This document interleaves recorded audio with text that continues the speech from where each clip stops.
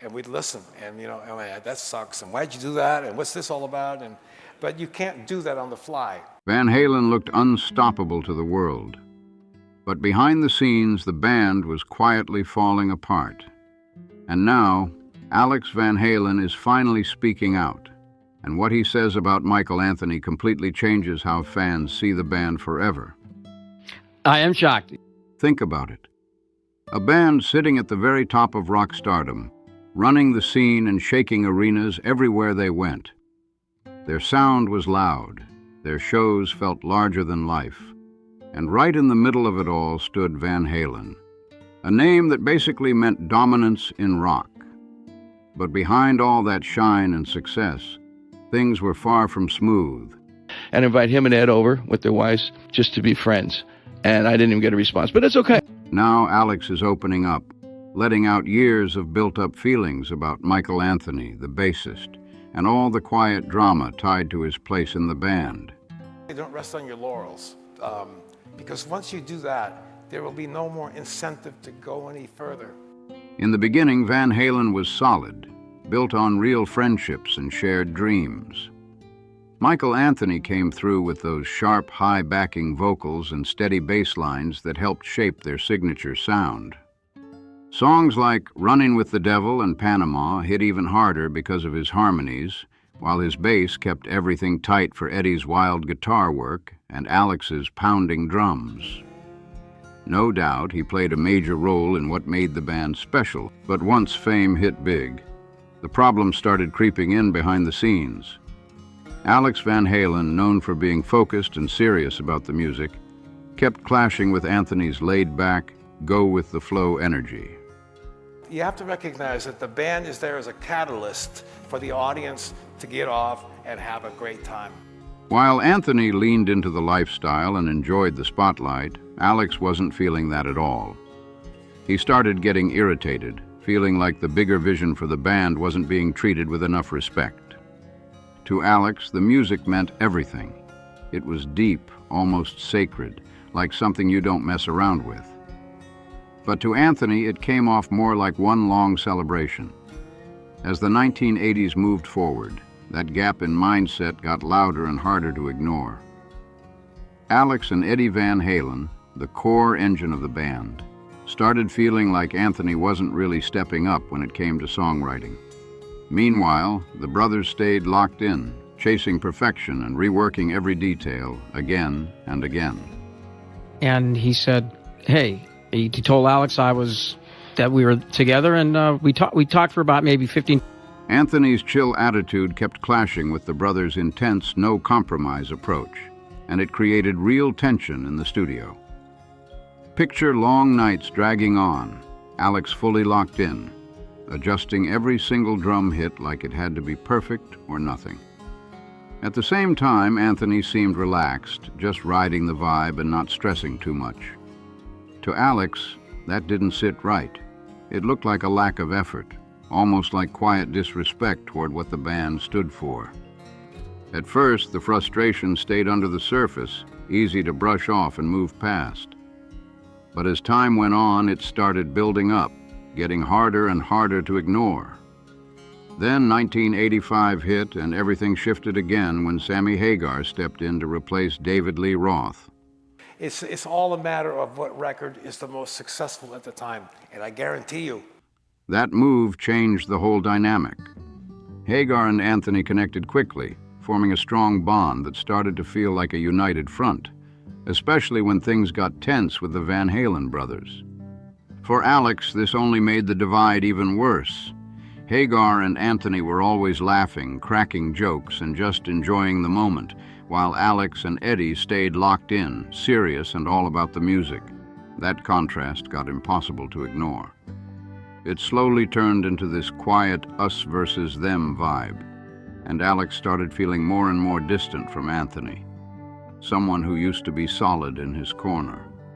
Nothing about music or anything, just about Life. just about life. And how you doing? How's the family? Then 2006 came through and everything snapped. The Van Halen brothers made a bold and controversial move by bringing in Eddie's son, Wolfgang Van Halen, to replace Anthony. For Alex, this wasn't just about keeping it in the family. It was about taking control back and pushing the band in the direction he believed it needed. Fans were stunned, and a lot of them didn't hold back, calling out the decision and standing up for Anthony, whose backing vocals had become a signature part of the band's sound. But from Alex's side, the move felt justified. He believed Anthony hadn't been fully involved on the creative side and had gotten too closely aligned with Hagar. In his view, that made Anthony easier to replace. It was actually probably about 2-3 years ago, and it's just out of the blue. A mutual friend of ours came to visit me where I live. For Anthony, though, it hit way deeper than business. It felt personal, like a door slammed shut for good, cutting off whatever connection was left with the Van Halen brothers. And the pressure didn't stop there for Anthony. His friendship with Sammy Hagar gave him support, but it also came with new challenges. Their collaborations, including projects like Chickenfoot, kept getting compared to Van Halen. Critics started talking more, questioning if Anthony was just riding along with Hagar instead of building his own lane. Those opinions stuck around, and they weren't easy to shake. They fed into this growing narrative that Anthony's best days were already behind him. Even though fans still showed love for his live performances, the talk about his role in songwriting didn't fade. People kept questioning how much he really contributed, and that noise just kept getting louder. For Anthony, all of that cut deep. It became a constant reminder of how things played out inside the band. His talent often felt overlooked, sitting in the shadow of the Van Halen brothers' huge presence. Offstage, his life told a much heavier story, one filled with pressure, expectations, and real sacrifices. Fame looked exciting from the outside, but behind the scenes, the cost was real, and Anthony was feeling it in ways most people never saw. A lot of that weight showed up at home, too. The non-stop touring, late nights, and intense rock star lifestyle created real distance between him and his family. Picture trying to balance two completely different lives, one where you want to be present as a husband and father, and another where everything moves fast, loud, and never slows down. That constant pull in both directions wasn't just stressful, it was exhausting. Over time, that pressure became harder to hide. Anthony dealt with real guilt, knowing he was missing important family moments while trying to keep up with the band's demands. For him, the spotlight didn't just highlight success, it exposed the struggles too, all at once. Meanwhile, the media kept most of the focus on Eddie and Alex, building them up as larger-than-life icons, while Anthony got pushed to the side. He was often framed as just an extra piece instead of a key part of the story. Even his laid-back personality, the same thing fans appreciated, got twisted by critics, who started labeling him as too comfortable, too passive, like he wasn't pushing hard enough. He was never labeled the mastermind or the driving force behind the band's success. Instead, Michael Anthony got boxed into this role as the reliable bassist, the guy holding everything down quietly without making waves. And yeah, that role mattered, but it also came with that feeling of being overlooked, like he was always present but never fully recognized. Now imagine being called the weakest link in a band that helped shape rock history. That label followed Anthony everywhere, no matter what he brought to the table. Critics kept breaking down his role like it was some kind of test, focusing hard on what they thought he lacked while brushing past everything he actually added. His high, soaring harmonies, the same ones that gave Van Halen that unique sound, barely got the credit they really deserved. It wasn't just about playing bass and keeping things steady. His voice lifted entire tracks, adding energy that made songs hit in a completely different way. But that side of his talent kept getting overshadowed by Eddie's flashy guitar work and Alex's heavy drums.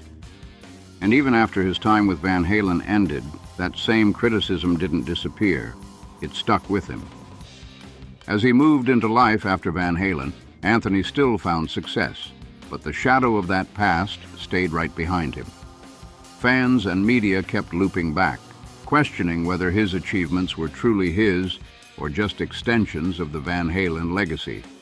No matter what moves he made, those comparisons kept showing up again and again, loud and unavoidable. Even when he did get praise, it didn't always feel solid. There was often this quiet doubt in the background, like people weren't fully convinced. Behind his calm smile and easygoing energy, Anthony carried all of it: the pressure, the judgment, the feeling of not getting full credit. He stayed positive on the outside, but being underestimated over and over left a mark that didn't just fade away. Still, his journey shows real staying power. He kept pushing forward, balancing fame, family, and that constant need to prove himself in a world that judges fast but takes its time showing respect. And now, with Alex Van Halen reflecting on their history, what stands out most is that contrast.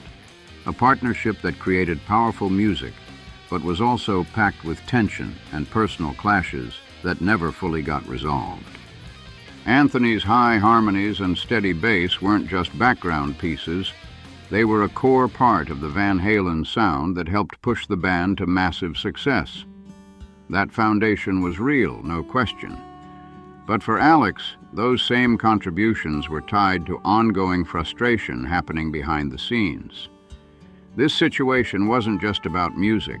It ran deeper than that. It turned into a bigger clash between expectations and reality, between what Alex believed the band should be and where he felt things sometimes fell short. Picture being in a group where perfection wasn't optional. It was the baseline. Every note had to land right. Every detail had to be locked in, and even one slip could throw everything off. For Alex, working with Anthony became a constant reminder of the pressure that came with staying on top. Anthony's laid-back energy could ease tension in stressful moments, and that had real value. But at the same time, it clashed hard with Alex's non-stop push for control and precision. What started as a shared vision slowly turned into friction, exposing cracks in how they worked and what they expected from each other. For Michael Anthony, his legacy hits in layers. Fans respect him for staying real and for the impact he had on the music, no doubt about that. But his story isn't clean or simple. It's packed with success, mixed with tension that never fully disappeared. His harmonies helped define the band's sound, but behind the scenes, things were way more complicated than people realized. There were disagreements, moments where he felt pushed to the side, and times when his role didn't get the credit it deserved. That gap between what fans heard and what he actually went through tells a much deeper story than most people ever saw. It wasn't just about the music. It was about feeling valued, and sometimes that just wasn't there. Anthony's struggles didn't stay locked in the studio either. They followed him into real life. He had to deal with strong personalities, constant pressure, and a band environment driven by nonstop ambition. His legacy might look legendary from the outside, but there's a real bittersweet edge to it. Being a rock star isn't just fame and big moments. It comes with a heavy emotional cost that doesn't always show. His journey proves how fast things can shift between brotherhood and conflict. One minute everything feels united, and the next there's tension building under the surface. The climb to the top demanded sacrifices, and not all of them were visible. Even as Van Halen became iconic, Anthony's path stood out as one of endurance, pushing through setbacks while staying true to the music and the fans who never left his side. That legacy is full of contrast, huge highs mixed with real struggles, major wins balanced with personal loss. It's layered, it's complicated, and it sticks with you long after the music stops. If you made it this far, hit that like button, drop a comment with your thoughts, and subscribe for more stories like this. And here's something to think about. Do you believe Michael Anthony was underrated in Van Halen, or do you think the criticism was fair? Let me know what you think, and I'll catch you in the next video. He would give each and every one of you a big juicy kiss.